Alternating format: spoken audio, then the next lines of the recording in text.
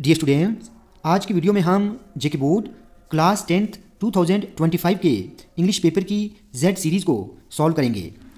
तो चलिए स्टार्ट करते हैं। फर्स्ट क्वेश्चन देखें। फर्स्ट क्वेश्चन शायद ये पोएम डिलीटेड थी, खैर चलिए आंसर देखते हैं। फर्स्ट क्वेश्चन का सही आंसर ऑप्शन सी है, ठीक है। सेकंड पार्ट का सही आंसर ऑप्शन बी रहेगा, ठीक है। थर्ड पार्ट का सही आंसर यहाँ पर ऑप्शन बी है। फोर्थ पार्ट का सही आंसर ऑप्शन बी रहेगा। फिफ्थ पार्ट में आपने एक दो लाइन में लिखना था।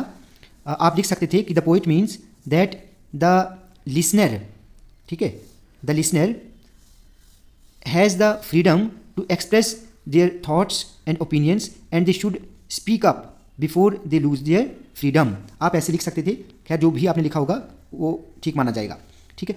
उसके बाद सेकंड क्वेश्चन देखें। सेकंड क्वेश्चन ये हॉबीज़ पर है। ये एक डिटेल्ड पैसेज थी, आप आंसर देखें। फर्स्ट पार्ट का जो सही आंसर था वो ऑप्शन बी है, ठीक है। सेकंड पार्ट का सही आंसर ऑप्शन ए रहेगा। थर्ड पार्ट का सही आंसर ऑप्शन बी है। फोर्थ पार्ट का सही आंसर ऑप्शन डी है।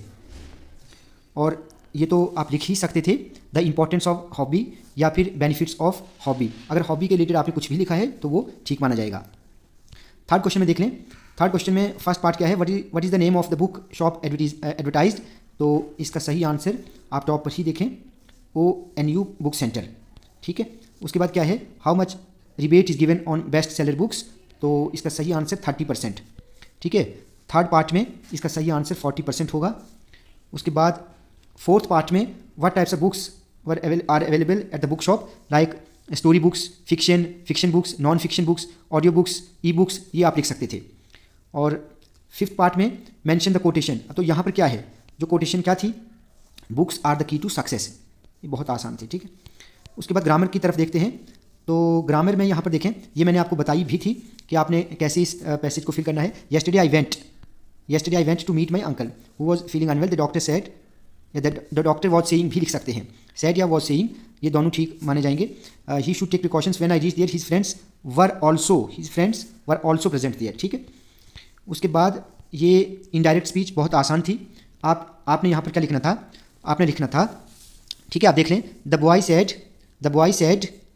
Boy said that he was going to market.